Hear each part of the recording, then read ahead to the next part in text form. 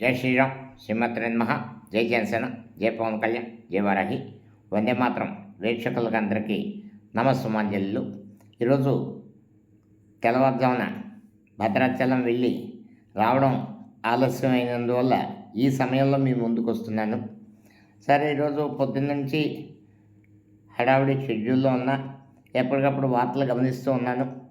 చూస్తే మా అధినేత పవన్ కళ్యాణ్ గారు విజయవాడలో ఒక అభిమాన్ సెలూన్ షాప్కి ఓపెనింగ్కి హాజరయ్యారు. ఇది ప్రభుత్వ కార్యక్రమం కాదు, ఆయనకే అభిమానికి ఉన్న అవినాభావ సంబంధం. ఆయన అడిగాడు, ఈయన వచ్చారు. ఇందులోని బాధపడిపోవాల్సిన అంశం ఏంటో కొంతమందికి నాకు అర్థం అవ్వట్లేదు. భారీ పరిశ్రమ ఓపెనింగ్కి వచ్చారు అని హేళన చేస్తున్నారు. అసలు కామన్ సెన్స్ ఉందా లేదా? ఇది ప్రభుత్వ కార్యక్రమం కాదు. ఆయన అభిమాని పిలిచారు, ఆయన నచ్చింది వచ్చారు. అందరూ పిలిస్తే వస్తారా అంటే వాళ్ళిద్దరికి ఉన్న బాండింగ్ తెచ్చే వచ్చారు. మరి ఇదే రోజుని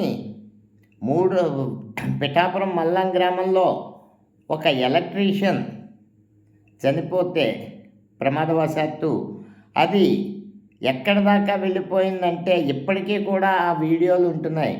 పిఠాపురంలో దళితులు గ్రామ బహిష్కరణ అక్కడ వాస్తవంగా జరగలేదు. దాని సెటిల్మెంట్ అయింది, చేయింది. మొత్తానికి ఏదైనా ఆ యువకుడు మరణించినందుకు తన నియోజకవర్గ పరిధిలో ఉన్న ఎలక్ట్రీషియన్స్ ఎవరు మృత్యువాత పడకూడదని వాళ్ళ సేఫ్టీ కోసం 325 మంది ఎలక్ట్రీషియన్స్కి ఒక్కొక్కటి 5,000 విలువ చేసి టూల్ కిట్లు మొత్తం వెరసి 16,25,00,000 ఇచ్చిన విషయం ప్రపంచానికి అంతగా తెలీదా? పట్టించుకోరా? సెలూన్ షాప్కి వెళ్ళారు, వెంటనే 16,20,00,000 సాయం చేశారు.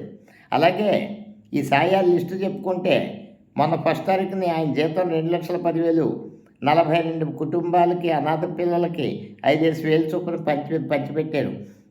వరదలు వచ్చినప్పుడు వరద ముంపు ప్రాంతాల్లో 400 గ్రామాలకి 1,00,000 రూపాయల చెక్కులు ఎవరికి ఇచ్చారు? సర్పంచులకి, సెక్రటరీకి. అక్కడ పార్టీ కార్యకర్తలు, మా జనసేన వాళ్ళు లేరు, తెలుగుదేశం వాళ్ళు లేరు. ఎవరికి ఇచ్చారు? సర్పంచులు అధిక శాతం 95% ఉన్నది ఎవరు? వైసీపీ సర్పంచులు. నేను ఒకటే అడుగుతున్నా, ఈ సర్పంచుల్ని గత వాళ్ళ 4 ఏళ్ల పరిపాలనా కాలంలో లేదా 3 ఏళ్ల పరిపాలనా కాలంలో ప్రభుత్వం నుంచి ఏమైనా నిధులు మంజూరు అయ్యాయా? కాస్త ట్రోలింగ్ చేసేటప్పుడు ఇదేనా?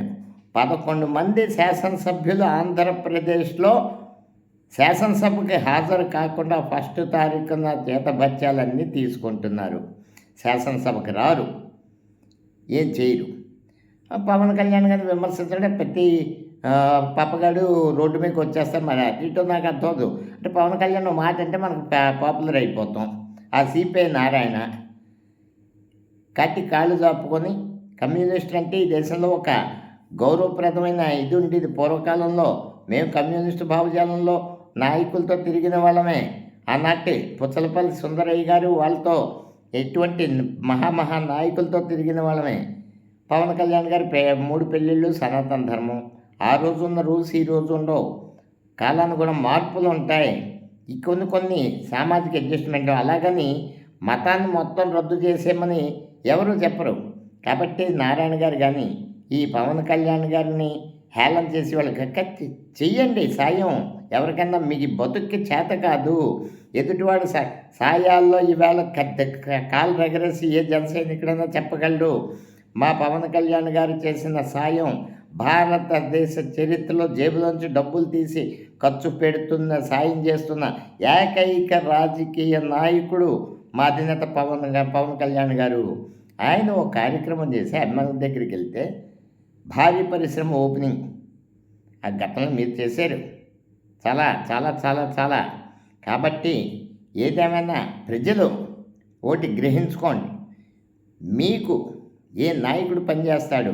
గిరిజన గ్రామాలకి రోడ్లు వెయ్యాలన్న ఆలోచన 70 సంవత్సరాల్లో ఎవరికీ రాలేదు.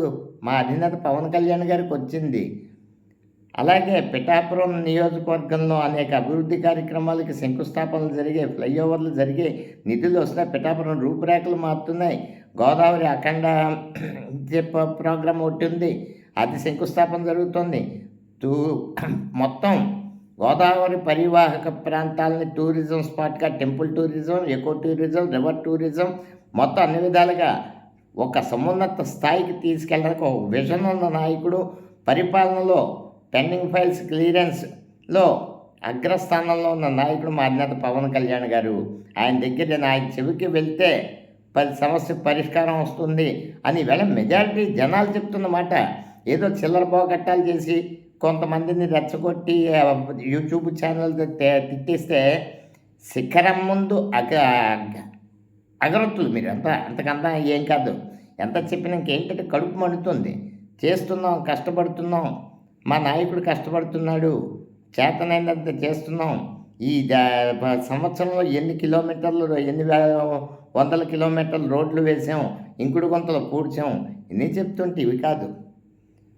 సూపర్ 6 ఏది ఇస్తాం, కంగారే ఉంది. మీరు 2,000 నుండి 3,000 పెంచడానికి పెన్షను 5 ఏళ్ళు తీసుకున్నారే. ఈ ప్రభుత్వం హామీలు అమలుపరచడానికి 1 ఏడాది కూడా మీరు సహించలేకపోతున్నారే. పవన్ కళ్యాణ్ గారు రోడ్డు మీదకి వస్తే మీకు బాధ, ఆయన షూటింగ్ చేస్తే మీకు బాధ,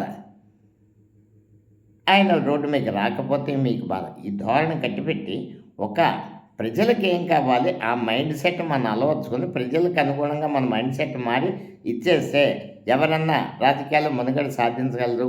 అంతేగాని ఇప్పుడు సాక్షి ఛానల్లోని వికృతమైన అది వేశ్యల రాజధాని అంటే దేవతల రాజధాని అమరావతి, అక్కడ నాగార్జునుడు ఇంతమంది కృషి చేసి ఒక పవిత్రమైన అమరావతిని వేశ్యల రాజధాని అంటే ఏ స్థాయికి వీళ్ళు పైశాచికత్వం పెరిగిపోయిందంటే సుమోటోగా అవి ఇప్పటికే కంప్లైంట్లు ఇచ్చారు. హ్యూమన్ రైట్స్ కమిషన్ కానీ, మహిళా కమిషన్ కానీ, ప్రెస్ కౌన్సిల్ ఆఫ్ ఇండియా కానీ, రాష్ట్ర పోలీస్ డీజీపీ కానీ ఖచ్చితంగా ఆ ఇద్దరిని కొమ్మినేని శ్రీనివాసరావు ఇంకో విలేకరి ఖచ్చితంగా కటకటాల పాలు చేసేయాలి. వేశ్యల అమరావతిలో ఉండేవాళ్ళు మహిళలు, మీ ఇంట్లో ఉండేవాళ్ళు ఎవరు? కాస్త ప్రభుత్వం ఈ విషయంలో అయితే చాలా సీరియస్గా స్పందించాలి. పవన్ కళ్యాణ్ గారిని వ్యాఖ్యానించేటప్పుడు 1-10 సార్లు ఆలోచించుకోవాలి మేము. ఎందుకంటే ప్రతిసారి రోజుకోడు వచ్చి తిడతాడు, అది కౌంటర్ ఇవ్వాలంటే మాకు అంత సహనం లేదు, ఓపిక లేదు, అవసరం లేదు. ఆకాశం మీద ఉమ్మేస్తే మన మీద పడుతుంది, అది తెలుసుకోవాలి. పవన్ కళ్యాణ్ గారిని కానీ, అన్నయ్య మెగాస్టార్ చిరంజీవి గారిని కానీ ఎవరన్నా విమర్శించే ముందు వాళ్ళు ఒక శిఖరం వాళ్ళని ముందు మీ మీదే తగులుతుంది. వాళ్ళ జోలికి వచ్చిన వాళ్ళు ఎవరు ఎత్తిరిగిన దాఖలాలు చరిత్రలో లేవు. కాబట్టి గ్రహించుకోవాలని కోరుకుంటూ వందే మాత్రం, జై హింద్.